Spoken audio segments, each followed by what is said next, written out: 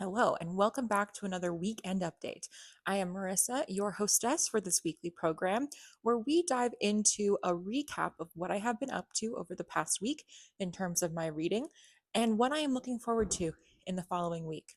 So, without further ado, let's dive in. Starting off with the books that I completed this week. First book that I completed was Reckless by Elsie Silver. I ended up rating this book 5 stars. I have realized that I'm pretty easy to please, especially with Elsie Silver books. Let's just take a second to talk about Theo freaking Dale Silva. This book was so charming. This book was so sweet. This book was so emotional and heartwarming, and I loved it. I feel like I really identified with Winter in a lot of ways. I feel like she has this like persona of being kind of like standoffish and kind of icy and kind of like I guess she has a tough exterior, but on the inside, she has this intense feeling that she's not worthy of being loved. And that if someone loves her, it's probably just going to go away soon. So why would she, get used to it? I found myself going, oh, is this play about us? Is this play about me? On more than one occasion. But then at the same time, because of that, the love story and the relationship between her and Theo was even sweeter and even more swoony and heartwarming and charming and beautiful on that account. I do want to say about this book, there is the potential, I think, for some things to be a little triggering for people. Um, One of the plot points is that Winter had struggled with infertility for 2 years prior to unexpectedly becoming pregnant. And it does talk a little bit about, the fertility treatments and all the things that she had tried for 2 years to try to get pregnant. Um, as someone who myself has been going through infertility for almost 2 years and has kind of been on a journey similar, similar, not the same, um, to Winter, I personally did not find it to be triggering or difficult to read. I found it to be um, really hopeful, and I also found it to be really refreshing because a lot of stories don't talk about the realities of infertility in a way that's not like smacking you over the head with it.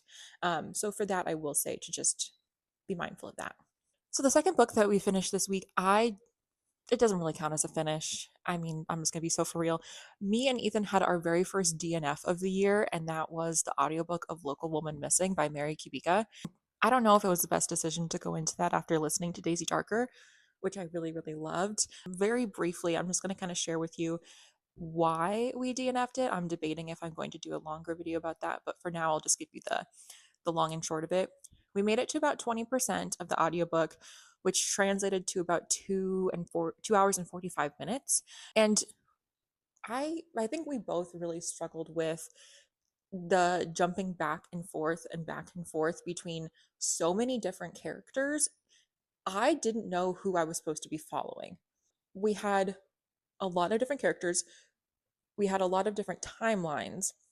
But then at the same time, some of the characters who had a point of view, I was like, is this person important to the story, or are they just offering us kind of like an outside point of view? And then finally, I genuinely, like, if you asked me what the plot was, I wouldn't be able to give you an answer because it felt like we had the end of the story, but we were kind of working our way backwards from the end. But because we already know the end and we know what happens, everything else seemed kind of like I just didn't really care as much. And again, I was like, if by 20% of the book, if I have been listening to this for 2 hours and 45 minutes and I could not tell you what the plot was or who the main character is, I don't think that's a good thing. So we just decided to count our losses and DNF that one. That being said, the books that I'm currently reading, I am currently reading Hopeless by Elsie Silver. I am 75% of the way through this one.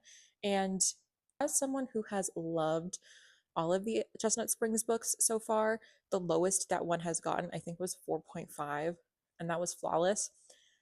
I am connecting with this one the least out of all of them. I'm kind of enjoying this one the least out of all of them.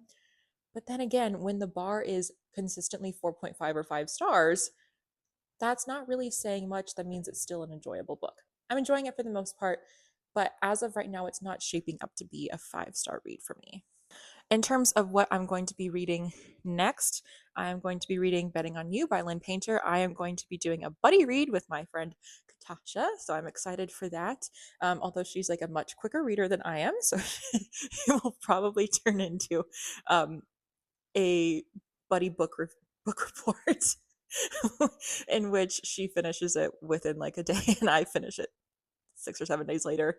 And she's kind of like standing at the sidelines, like, go, Marissa, go, go, go. So we'll see how that goes. But I am excited. That's what I have been up to.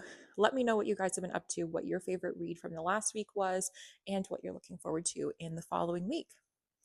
I will see you guys here, same time, same place, next Sunday. Have a great week, everyone. Squish. Resist the urge to do the naughty thing.